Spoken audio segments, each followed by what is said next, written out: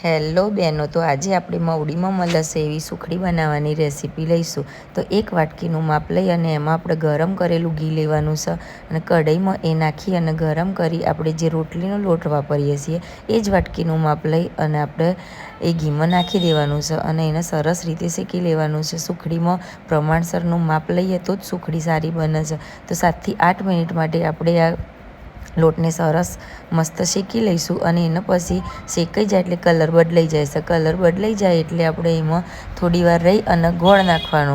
ગોળ નાખીએ અને એ દરમિયાનમાં મેં થાળીમાં ઘી લગાવી દીધું. એ ઘી લગાવીને પછી આપણે ગોળના અને લોટના સરખો મસ્ત મજાનો મિક્સ કરી લેવાનો. એટલે જુઓ, આપણી સુખડી તૈયાર થઈ જશે અને કઢાઈ છોડી દેશે. એ કઢાઈ છોડી દે એટલે આપણી સુખડી સરસ થઈ ગઈ છે અને પાયો એ સરસ થઈ ગયો છે.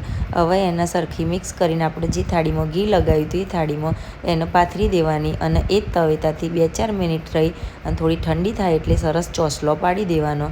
જુઓ, આપણી સુખડી મસ્ત મવડી જેવી તૈયાર છે, મસ્ત પોચી પોચી રૂ જેવી. તો તમારે આવી રેસીપીઓ જોવી હોય તો મારી ચેનલને લાઈક કરો, શેર કરો અને સબસ્ક્રાઈબ કરો અને આ રેસીપીને